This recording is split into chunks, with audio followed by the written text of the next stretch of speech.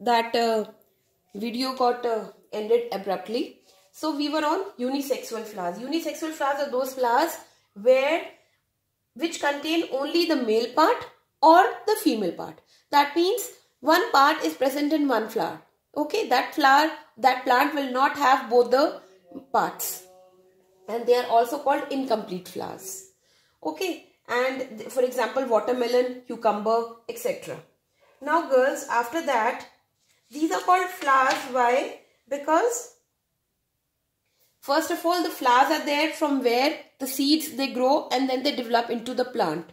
Okay, for example, watermelon and cucumber, you must be saying, why are they called flowers? They are not flowers, but actually the origin takes place from the flowers only. From the flower seeds are grown, and from the seeds then they give rise to the watermelon and to the different fruits or different vegetables or different plants. Now we come to the pollination. What do you mean by pollination? Pollination means the transfer of pollen grains from anther to stigma. So here the pollen grains are present on the top of the anther. They go through various agents. We will study about the various agents of pollination, through water, through wind, etc. Through insects. Insects also carry these pollen grains to the stigma. Then this transfer of these pollen grains from anther to stigma is called pollination. Okay? Pollination can be of two types: self-pollination and cross-pollination. What do you mean by self-pollination? When the pollen grains are transferred to the stigma of the same flower. See here what is happening. Here the pollen grains, they are getting transferred to the stigma of the same flower. Then it is called the self-pollination. Or if it is also transferred from anther to the stigma of the another flower but of the same plant. That means plant remains same. Either the flower is same, okay, from here to here, or it can also go from this to the another flower, but that flower also should belong to the same plant. Then it is called self-pollination.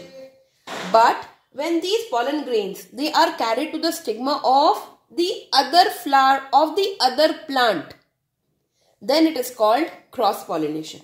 Okay. When the pollen grains are transferred to the stigma of another flower of another plant, that means plant also changes, then it is called the cross-pollination.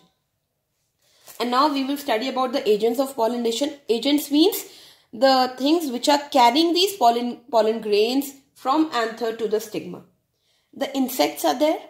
Okay. Now the pollination occurs by the means of insects. Insects move from one flower to the another with pollen grains sticking on their body. The pollen grains, what happens? They get stuck to the body of the insects. And these insects, they carry the pollen grains. Okay. Then they are dropped on the another flowers. They get stuck to their body parts also. They get stuck to their legs also. And then what happens? They get dropped on the other flower, to the stigma of the other flower. It gets stuck there to the stigma. So that insects, they are causing the pollination. Wind also causes the pollination. What happens when the wind blows? These pollen grains, they get also blown away with the wind and they get stuck to the stigma. Then water pollination. The plants which are already in the water. There what happens? The pollen grains, they drop on the water and the water carries those pollen grains, and there is another flower there. Suppose flower is here. So it will get stuck on the stigma of the another flower. So water is also helping in the pollination. Okay.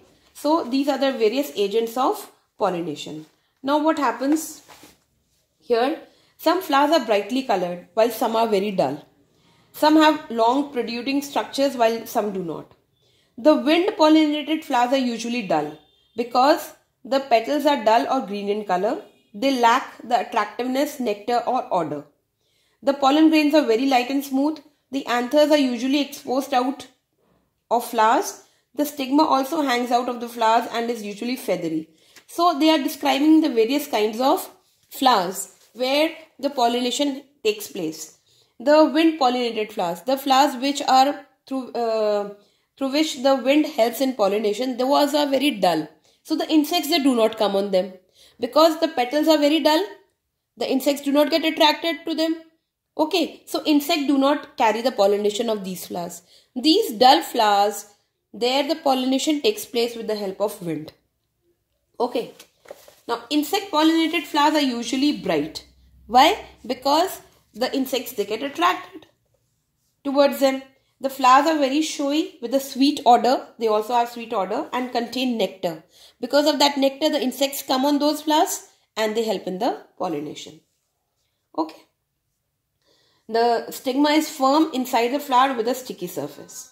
Now what about the water pollinated flowers? So these are the various descriptions. What happens in the wind pollinated flowers? They are very dull. Okay. And the anthers are usually exposed out of the flowers. The anthers are coming out of the flowers so that the wind carries that pollen grains very easily. Right? And stigma also hangs out of the flower. Stigma is also hanging out so that when the wind carries the pollen grains, they get deposited or they get stuck to the stigma very easily. What happens in the insect pollinated flowers? These flowers, they are having very sweet odor and a nectar also, very bright petals also, so that the insects, they get attracted and then they help in the pollination. Now what happens in the water pollinated flowers? Water pollinated flowers, they get pollinated through water.